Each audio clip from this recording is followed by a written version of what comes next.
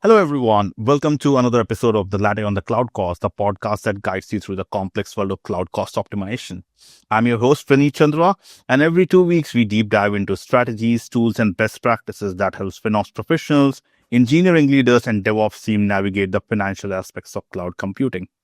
In today's episode, our very special guest, who is a highly respected figure in FinOps community with extensive experience teaching FinOps courses and contributing to FinOps framework, right?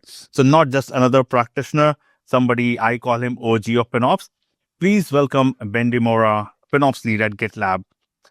Welcome, Ben. Wow, what Great an to have you. introduction. Thanks, Praneet. What an introduction. I've been doing this a little bit now. Yeah, I think I've got some more introduction, right? So with deep expertise in enterprise engineering and infrastructure value management and organizational strategy, so there's a lot to uncover today. Ben excels at driving FinOps transformation through outcome-focused process. So today we'll get away from theory. We'll talk more practical, how it actually works, and known for fostering cross-collaboration. So if you have not seen his talks, if you have not read his LinkedIn, I think you're missing out on a massive amount of knowledge that Ben can impart to all of us. So once again, welcome, Ben. Great to have you on the show. Finally, we do this, right? So this is great. Yeah. A little bit. I was busy for a while, just changed roles. So been in my new role now just under 2 months at GitLab, leading the FinOps transformation here. And it's been amazing. It's been very busy. So it's great to be able to carve out the time to have a chat with you about this stuff. This is great. And I will be very honest, right? Out of all the people I had, like, you are the most coolest background ever, right? I think this offbeats, right? That FinOps people are very serious, right? This also brings in a lot of taste as well. That is great. Thank you. Yeah, I probably have more guitars behind me than most FinOps practitioners on the calls, I guess. Yeah. Oh, yeah. That's a great achievement. Another thing to add, right? Probably I'll endorse your LinkedIn for that. Yeah. Yeah. No public music just yet. Yeah. Oh, yeah. That soon probably we'll have the first ever FinOps album going live, right? Hey, that'd be interesting. Yeah, featuring Ben. Yeah. That'd be fun. Yeah. Cool. Ben, I've been avid fan. I've been a reader of everything that you write, right? And I've seen like you have often written about like FinOps being misunderstood, right? And often too deep buried in the organization. Like, I agree, FinOps being misunderstood, but why and how? And can you actually shed the light? I want to understand your point of view. Why do you think it's often buried? How do we dig it out of grave, right? It's an important question, right? How do we go about it, right? Yeah.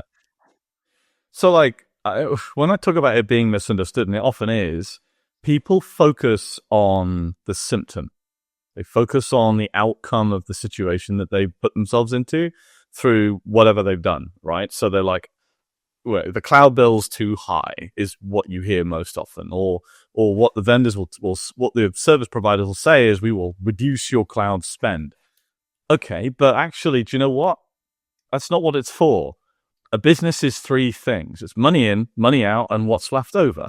And if we only focus on the money out and we have no context against why that money is going out the door, right? Actually, reducing spend might hurt the business. You might want to invest more to grow more revenue if you're doing it intelligently. The question comes down to, what are we paying for and what are we getting for it, right? So in terms of misunderstanding, there's a lot of focus on reducing usage and on reducing spend and all this kind of thing, which is great, right? Except for the fact that really we shouldn't be reducing usage. We should be reducing waste and increasing value-linked investment into our cloud infrastructure. Because if we can confidently point to $1 and say, I know what I got for that, and it did my business a good thing. Great. Okay, let's do that again. Let's do more of that, right? Yeah. So when I say that it's misunderstood, it is often quite sort of one level deep conversations about, like, it's just the first piece, right? Reduce the spend, reduce the cost, right? Bring the bill down, whatever. Okay, great. No. Maximize your return. Increase your benefits from your investment. Clarify where the money is going and why.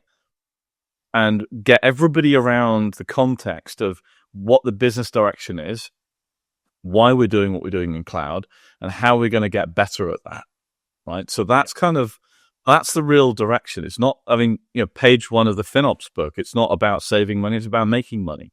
And there's like lots of people don't seem to have read that first page and really taken it to heart. Yeah. You know?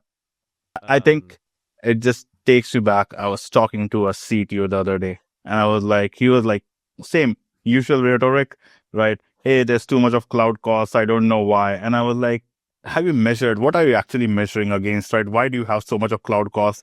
And I'm like, no, we just don't measure. It's just going against our budget. And I'm like, potentially there's budget problems, right? So your point on ROI is so valid, right? If we don't think about ROI, I don't think so. It makes sense, right? Yeah, right. Money in, money out, what's left over. It's the oldest business equation since there was ever business, right? And for some reason, it doesn't seem to be translating a lot into these sorts of conversations. And all of the marketing material that I see from, like, or most of the marketing material I see from FinOps providers and service providers and consultancies and tooling and all this other stuff, almost all of it seems to focus around this whole, we'll save you money, right? Yeah. I don't want someone to come and tell me they're going to save me money. I want someone to tell me that they're going to make me money, right? Sure. Because I mean, ultimately, one of the things I usually say is like, I'll make your cloud bill zero for you. You won't like it, but I'll make you spend zero for it. Just go delete everything if that's all you care about, right? Correct. But no, we want to make money from our cloud, so let's figure that out and let's look at what are we making and how do we make more with what we're spending. Right. Agreed. Totally agree. So how do we elevate FinOps, right? Like that's my next question, right? How do you elevate? Yeah. Like we have been treating it as a cost cutting function for a very long time, right? If we have to really transform, or I would like to call it how we have to re-message it, right? Or positioning it, right? From cost cutting function to an elevated function, what would that look like, right? Like in your head? Strategy, pure and simple. FinOps should be a forward-looking, strategic level directive. It should be a strategic program that is supported holistically across the organization as an understanding. If your business is cloud spend heavy, or if your mode of delivery through your product that you sell as an organization centers around your ability to leverage cloud, right? Cloud is your key strategic delivery point. Why don't you have a key strategic optimization program, not a project or like a janitor program where you go and clean up the mess after your engineering teams have gone and done what they do, right? Which is lots of FinOps teams. It needs to be baked in from the start, right? I talk a lot about FinOps having a very, very high resolution rear view mirror, and it does. We look at the cloud bill. We look at, we try to find where we've already gone wrong, where we've already made waste, so we can maybe reduce the future potential of that repeating.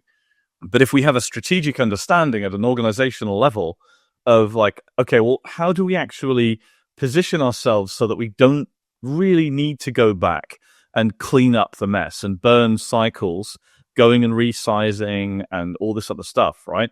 Why don't we look at things and go, right, well, okay, we need to do this. How can we architect this in a way that it is maximizing the elasticity capabilities of cloud so that we never need to go back and clean things up? And then the bill becomes a confirmation of your expectations. It becomes easier to forecast because you go, right, okay, well, I know what the future is going to look like because I've designed it. And now I look at the bill and it says, yes, that's exactly what I designed properly. And if it doesn't say that, my design process is at fault and I need to figure out how I better model my solutions for the future so that when I next look at the bill, it tells me what I expect to see. Yeah. So if I'm strategic direction. Yeah. So if I'm correct to say we should understand what is the cost per business metric. I mean, metrics are overused in many cases and underused in others. There's a maxim that was written by Charles Goodhart's law. He says that when a measure becomes a target, it ceases to be a good measure. Right? Are you familiar with that one? Yeah. So basically with that, a lot of people measure things that aren't kind of directly related to business outcome. They'll measure things like, on the face of it, right? Targeting waste might sound like a really good idea. Great. Yeah, let's target waste removal every month. We want to make sure that every team produces about 20% of waste removal, whatever. Yeah. Except what happens when you've actually got an engineering team who aren't producing any waste? Well, then they have to create the waste so that they can remove it so that their metrics look good, right? So it's an anti-pattern. So thinking about the kinds of behaviors that your metrics and your targets, which should be different things, going to promote is important, right? we follow it, I think we can take it off from being a janitor-like function, as you just said, right, to more of a strategic function. Yeah, that makes a lot of sense, right? So I think what you are talking about is disassociating metric with targets. Metric and targets are two different things. Yes, you understand that, but how do you plan or strategize better? Like before the code hits the production, you actually understand what you're actually getting on. So great. Yeah. So that brings me to another question, right? And this is something I think it came from our chat last time, right? At GitLab, you work with a distributed workforce, right? And I've been a big fan of GitLab handbooks. And last time when we were talking, you also talked about, hey, instead of shifting FinOps left, we should shift FinOps up, right? So I want to merge both of the construct, right? How do you think FinOps scale beyond central teams, right? How do I get it to be a scaling function altogether? Yeah. So you need a so what, right? You need a so what. Most teams beyond the finance team, I mean, let's be honest, most teams don't really care all that much about cost, right? Cool. They don't. Unless you actually work in finance. If you're an engineering team, you care about engineering. You care about your solution, its elegance, its security, its capability, its capacity to operate and deliver services, right? Probably you either don't have enough of an insight into the cost, or it's just not a thing that you're worried about because you've got 10,000 other things to focus on, right? So finding out the so what is important. One of the most important emotive drivers for engaging people is actually not cost. It's carbon. It's CO2e. It's power consumption.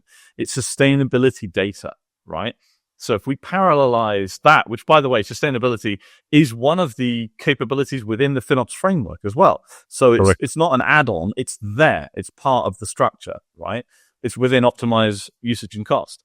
So if we provide the sustainability data insights, that has provably delivered increased amounts of engagement across the organization, where people want to do more optimization. They want to understand how to deliver more with less, or to deliver things in a more elegant and efficient way, because they care about the planet that we walk around on, right? Very useful way of doing that.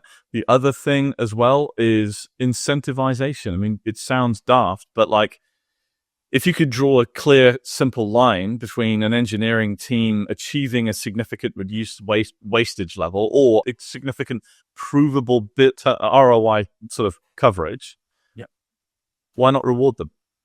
Yeah. Oh, right? that's a great way of, like, I think, moving FinOps from being a program management like function. Like I have got a very big thing, right? Like, a lot of people treat FinOps as a program management function. Oh, a central team keeps on telling teams to do things, and whenever teams find time, they do it. And I think that's totally a bad behavior. Probably you should not have it, right? It has to be embedded deep within the team. And I think your points around thinking about more green, right? Thinking about carbon reduction, right? Carbon cost reduction, carbon credits, or even incentivizing when you sit on your ROI actually gets a great motivator. So do you have any context-specific framework that you have used in past? Like, I think a lot of us would like to learn that. Like, have you used any framework similar to that to create this kind of incentive function?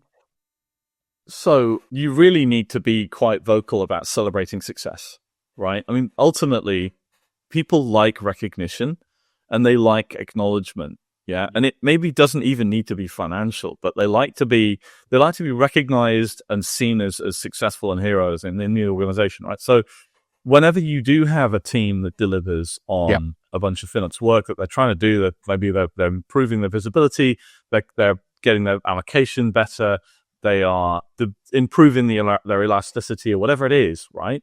Yeah.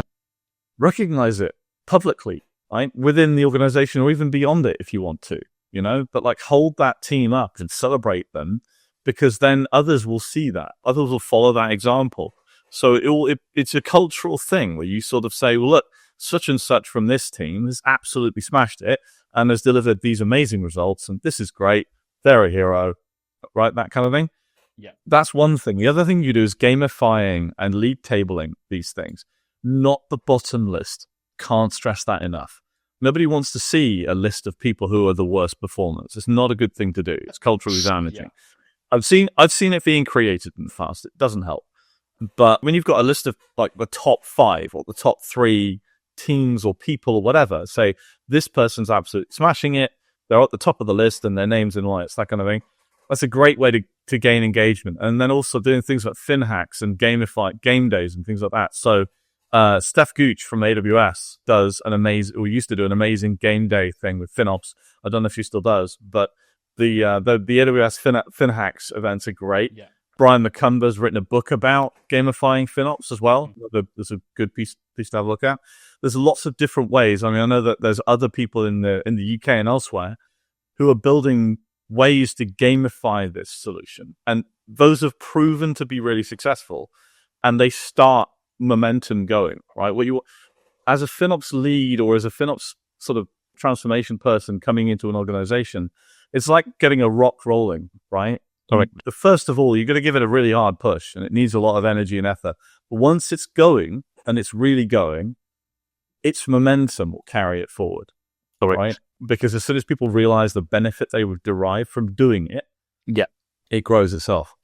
Yeah, that's a great approach. I think I have never thought from that perspective, right? How can I create a game days or gamification as such? Because generally you're like, hey, please report these metrics at the end of the sprint. How have you actually Nobody performed? wants to hear that. And honestly, people don't want to report their own engineering metrics, right? They're least interested in cloud metrics, right, altogether. So I think this is a great way, right? How do we celebrate this entire movement within the company? And that brings me to another part. Sorry, I have like so many thoughts, right, while you're telling me, right? Go for it. Yeah. Go for it. So when we think about now I would come to a definition saying that people make FinOps, right? And I think you also say that like people make FinOps.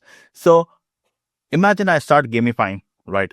But this is a behavioral change. Let's take example. I'm trying to champion FinOps at my company. I do not have any proper FinOps title as such, but I want to champion it. So I'll create a game days, right? Oh yeah, everybody's participating. Everybody likes that. Coming together, hacking some stuff, trying to make sure that, okay, we are in a good place. But how do we create that lasting behavioral change, right? Because many a times this is something that I have faced personally. Yes, people are all game up, right? Yeah, let's do this. But then again, it just fizzles out, right? After 2 weeks or 3 weeks when they go back to their regular routine work. So what is that trick for having this permanent behavior change? That's what I would call it. Yeah. Yeah. So I'll go back to my analogy about rolling a rock, right? Yeah. To get the rock moving is a lot of effort. You got to really put your shoulder in and give it a good drive. Once it's rolling, you push it with your hand and it keeps going, right? Yeah. It's dead easy. If it stops rolling, you've got to put your shoulder into it again, all right? Yeah. And it's got to take a lot of effort. So FinOps is not a one and done thing. Okay. Yeah. Any kind of directed cultural focus requires purposeful and continual engagement. Yeah. And that doesn't matter whether it's a FinOps cultural change, whether it's transparency and openness, whether it's DIB, whatever, right? It doesn't matter what that cultural change that you're trying to embody in an organization is. It doesn't do itself, right? Yeah. You do need to keep it rolling. I mean, and if you've got it moving, if you've got the momentum there already, then keeping it going, there's a lot less effort than stopping, falling asleep, realizing it's stopped, and then having to do the big push all over again, right?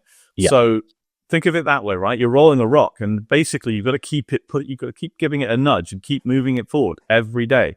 It's a continual thing that you have to keep driving, or it will stop. Right? I mean, cloud providers are continually releasing new SKUs all the time, right? I think it was something like nearly 9,000 SKUs in the quarter from March to June across GCP, AWS, and Azure. That's a normal quarter. Yeah. Right?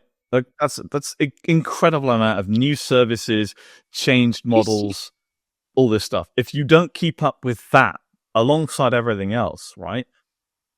So a great architecture now might not be a great architecture in 18 months because actually what you've built yourself with your own two hands in cloud, there might be a service that just gives you that now that you could just leverage, which reduces your cost of maintenance and means you can just focus more on driving revenue, right?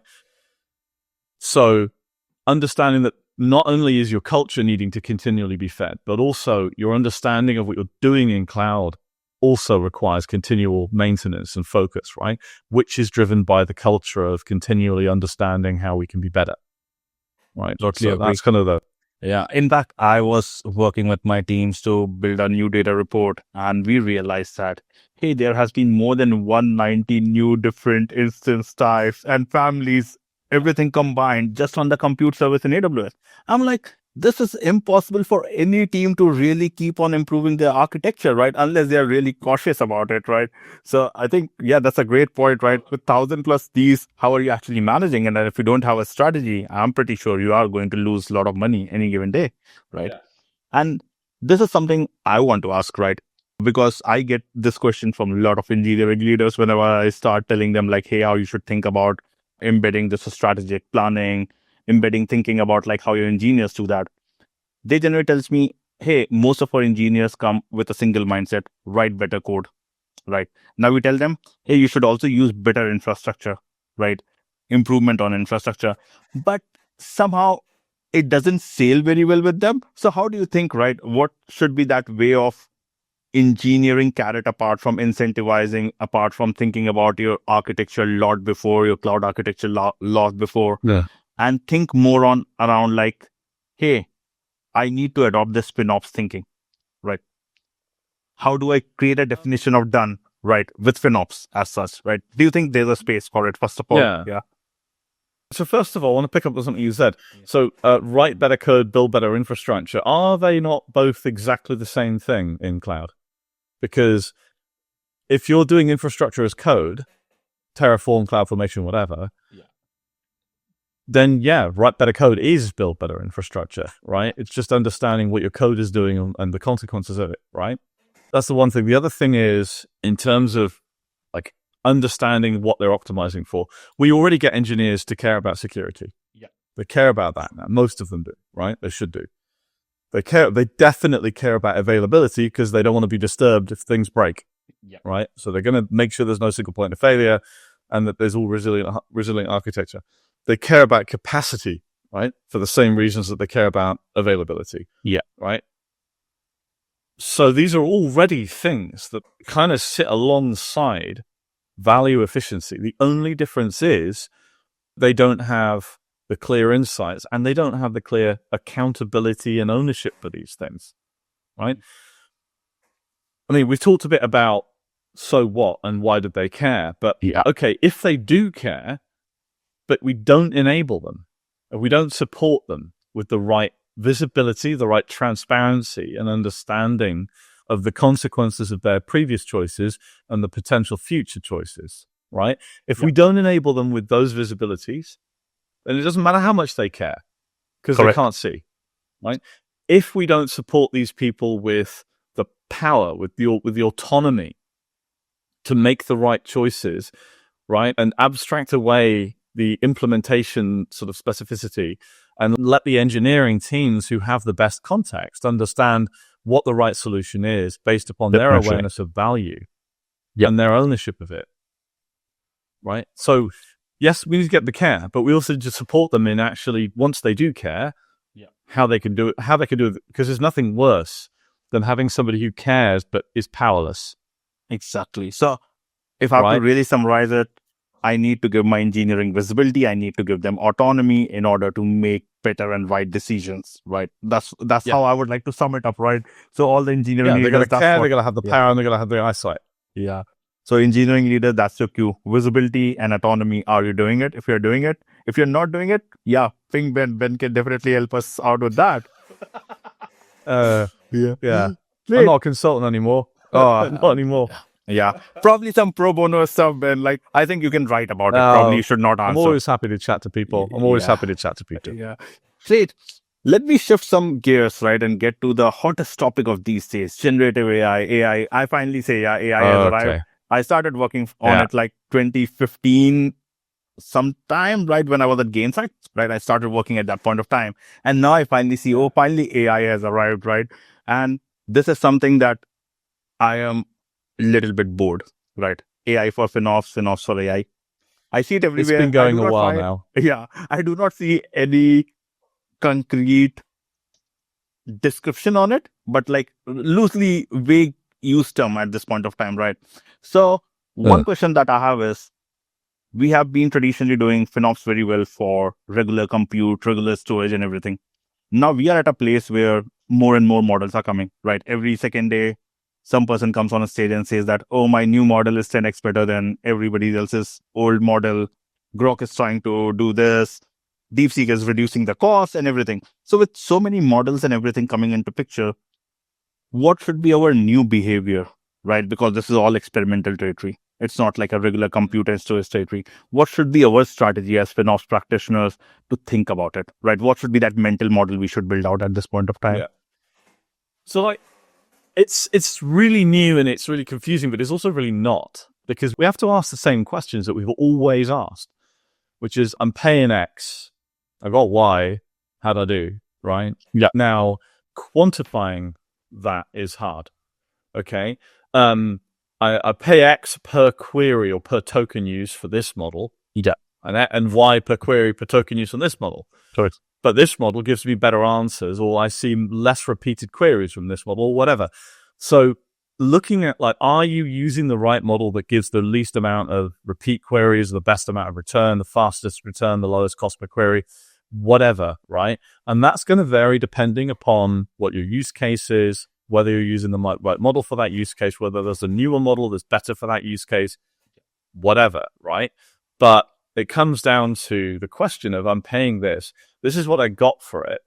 How did I do? That's a high level thing. And then below that, it's okay, well, so how does that usage that I got break down, right? Where did it go? How do I attribute that spend?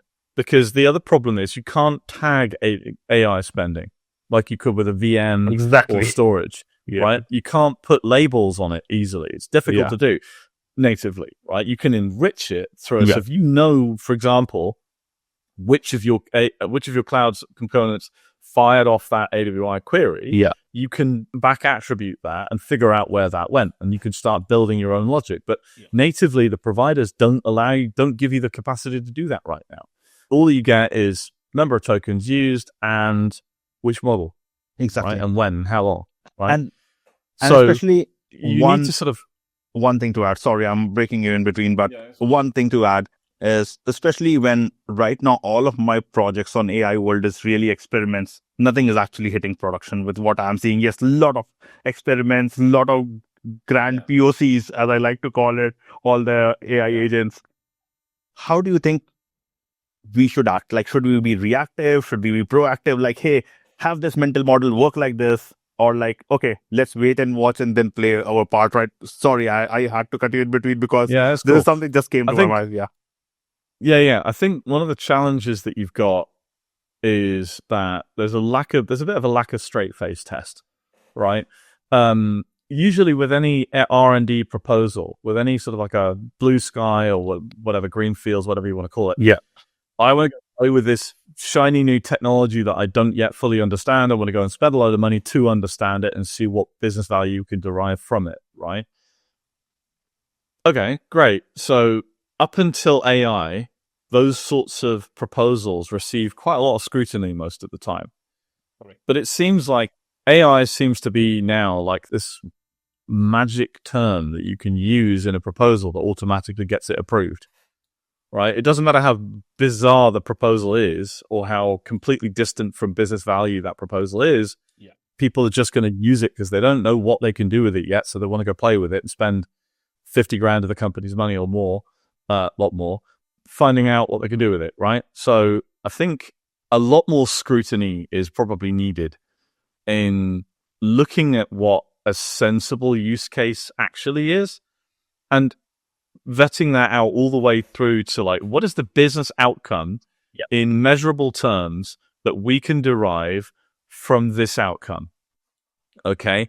And also, how likely are we really to achieve that business outcome? Because the other problem is that at the moment, yes, it's quite advanced. Yes, it seems quite capable. It seems quite anthropomorphic in terms of the way that it talks to people, right?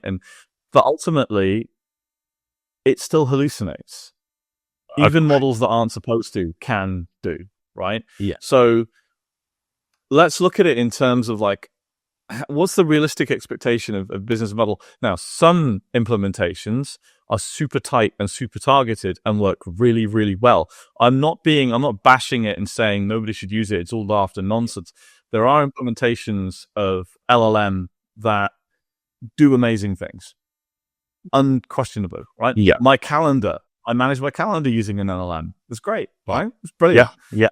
But, and it does a really good job, and it doesn't hallucinate. It just does what I need it to do.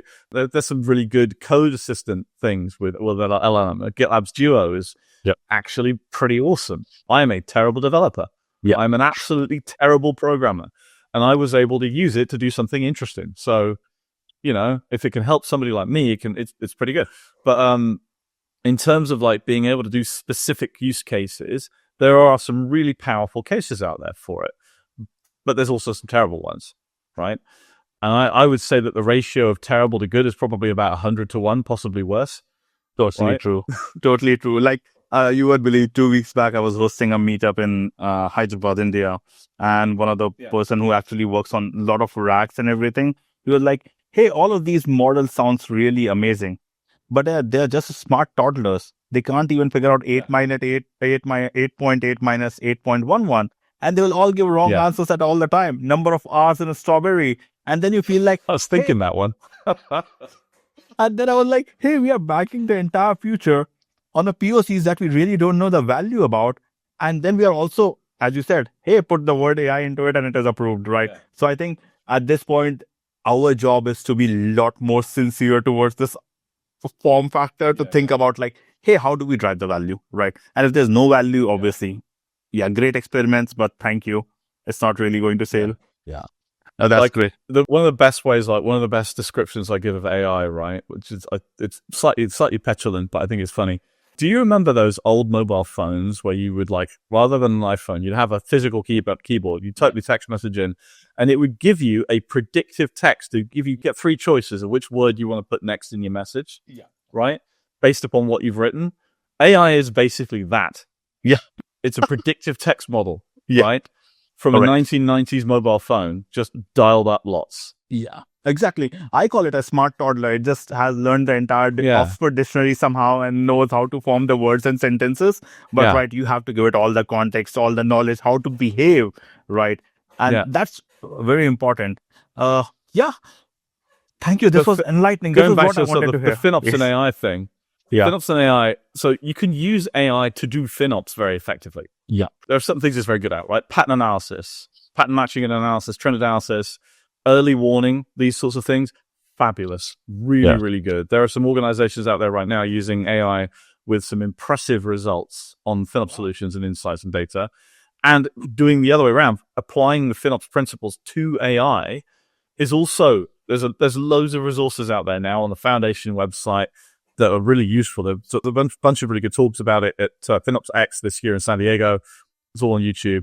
There's some great stuff about like how to think about approaching these challenges and problems. Yeah. And we're rapidly getting better at this thing. It is hard and it should not be thought of or treated lightly. It's difficult to do this part of FinOps, but we've got a lot of very smart people involved in solving this problem. Yeah, definitely. Like one thing I've been working internally with one of our engineers who's actually who came to me and like, hey, I wanted to do some LLM research with you on this cost. And we built out a brilliant commitment manager, right? And it tells me like how my commitments, how bad I'm doing commitment this year versus last year, right? And there were multiple factors of it, right? Same, a lot of POCs came in and everything. And I was like, hey, I could have just done better commitments this year. Right, this wasn't like very hidden. I could have just done a better savings plan, better convertible RIs, and that's important, right? Now, that is what actually I think the power of FinOps for AI will do for us, right? And I'm waiting for it, right? Let's go and build it out, but build it with more of sense that how do you empower me as compared to another shiny reporting tool. I definitely don't want that. Yeah. Yeah. How do you help me do what I do? Yeah, that's exactly the question, right? Yeah. Great. I've got one question.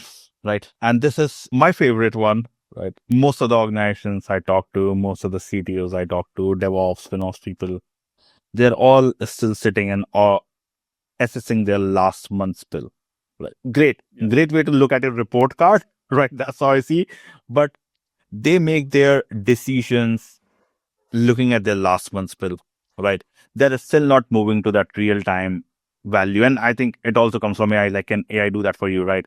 How do we shape FinOps from being this reactive function, this tactical function to more strategic, right? How do I move? How do I shift gears, right? Hey, stop looking at your bills, start thinking more, planning more. And I think you have covered a lot of it, like in terms of planning, but that is a reality. That's how people around us are still looking at it. So what is that shift we should bring in? Yeah. Again, it comes back to the ownership thing, right? Yeah. And it comes back to understanding how you build a picture. Forecasting cloud is hard. It's very hard, right? I came from a data center background. I was a data center engineer for a number of years for one of the large IT companies. And at that point, forecasting was dead easy, right? Yeah. I spent money once a month on it as a run rate, right? Yeah. And then I also had a quarterly purchase cycle and a monthly run rate, right? It was really easy to forecast that. Forecasting cloud, however, your spend is not under your control because your customers are going to dictate what your demand is, and your demand should dictate what your spend is. Yeah. Right? So if you've got an elastic environment that reacts positively and clearly to your customer demand, then your customer demand chooses what you spend, right? Yeah. To a degree. If it doesn't choose what you spend, you're leaving money on the table and you're wasting money, right? Absolutely. So you can either forecast and be in control of your spend and waste money, or you can put your spend at the mercy of your customers' demand levels, and that becomes challenging, right? So it's less about like, what is my next 12 months going to look like?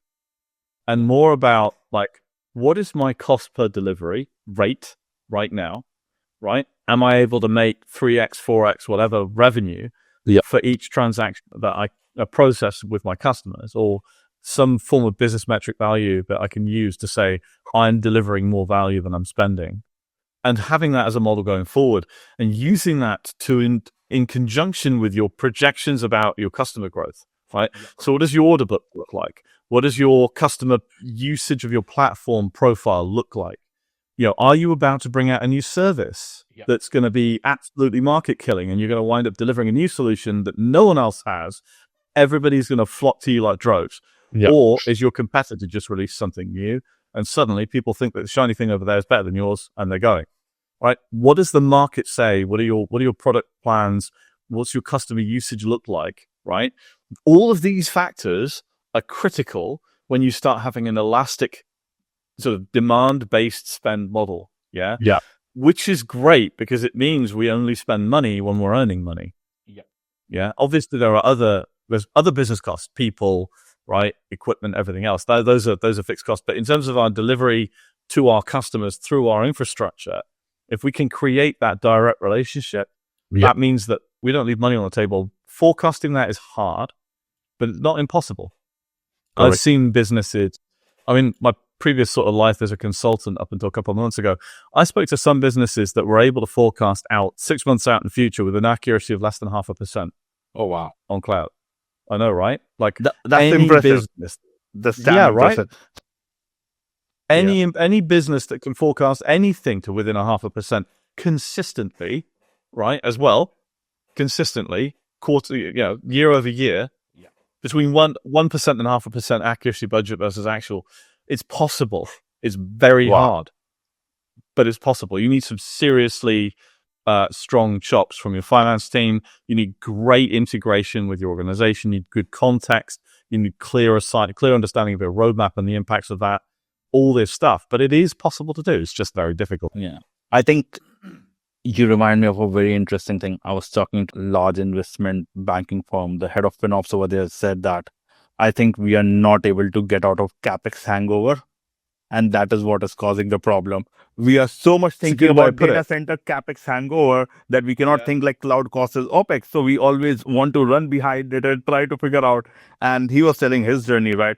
It took him entire 1 year to explain people that, hey, your cloud cost is not CapEx anymore. It's OpEx. So think about OpEx perspective. And he said, when everybody thought that, it actually changed everything for me. Now I can function better. So I think, totally agree, right? Probably being on data center was easy. I'm stealing that. Yeah. I'm stealing that phrase, CapEx hangover. I'm borrowing that because it's a great way to put it, because you're right. People do. They think about it, like I just said it, right? I've been in the data center before, and they think about it in terms of like, what is our 12 months IT spend? Yeah. Well, I don't know, right? What's our 12 months worth of customer demand look like? Can you tell me that? And if not, then how are we going to tell you what the cloud spend is going to be? Exactly. And I think that's what we all need to start doing. I think it will solve the problem. Great. Yeah. So all the serious part now gets over, Ben. We now go to the fun part, That was right? serious? A lot of people have told me like, hey, the conversations have been very intense and I like it. I was like, no, I didn't want it to be intense. I want it to be fun for everyone. So I thought I will introduce a special fun section, right? And what I'm going to ask you, the first part is cloud confession, right? You have to confess a cloud sin that you have committed or you have seen somebody doing it. And what was that? Okay. It has to be really short and crisp, right? What is that? Okay. Here's one for you. CloudWatch costs. Yeah. Right. So at an organization that I was involved with in the past, CloudWatch costs were normally around $5,000 a month, right? About $5,000 a month. Yeah. This is in a large organization, right? With multiple $1 million cloud spend. So $5,000 a month across many, many hundreds of engineers. Actually not that bad, right? Yep. That's fine. Until, of course, an engineer decided that they were going to try to use CloudWatch to diagnose an infrastructure sort of architectural problem that they had with their environment, right? Which is what it's kind of for. So they went to CloudWatch and they dialed the monitoring lab dialed it up to 11, right? Yeah. Solved their problem. And then left it on for 3 weeks. And it cost $245,000. Oh, God. In 3 weeks. Did that engineer save his job? They kept their job. They kept their job. Yeah. But like, that was like whoops, sorry, I left it turned on, right? It was like, go on holiday, leave the oven on. That's a problem, right? That's basically, that happens a lot, right? Yeah. That sort of thing happens a lot. I saw another one where somebody had turned on 3 NVIDIA H100 based VMs in AWS. Oh, God. Right? Do you know how much those cost? That's $2,400 a day each. I have a similar story. Yeah, they turned on 3 and then they left them on for a week. Oh, God. And did nothing with them. I had one of the engineers actually turned up SageMaker GPU and left it on for over the weekend because he wanted to train his image recognition model. And when he came back on Monday, I told him first thing, right? Hey, if I could not get them back as credit, right? I'm taking it back from you. Because you literally killed my entire R&D budget for a month, right? So that's the kind of horror. I agree. Like, these horrors are dangerous. Great.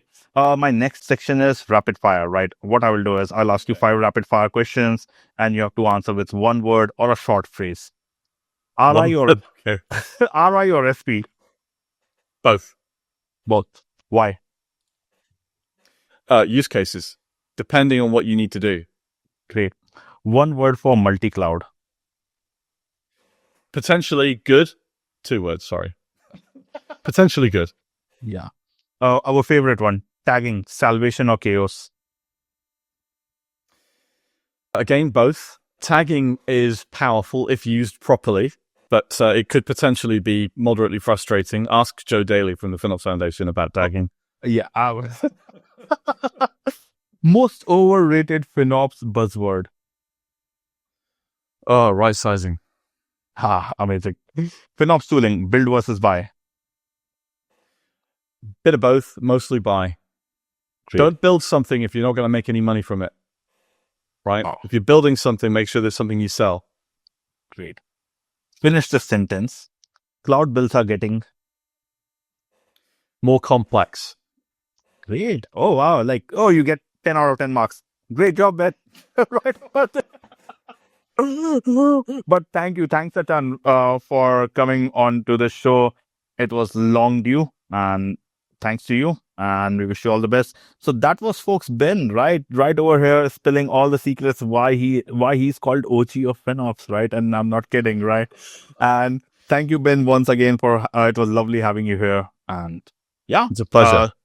For all of our guests, yeah, if you like this episode, please like, share, subscribe. I'm going to do the regular rhetoric, right? And Ben's link is right there in LinkedIn. You can always ping him for chat. I've pinged him several times, right, while doing my own startup. He has always been helpful and is a great chap to talk with. Thank you, Ben, once again. And thank you, everyone, for tuning into the Ladder of Cloud Costs. We meet back again in 2 weeks. Thank you.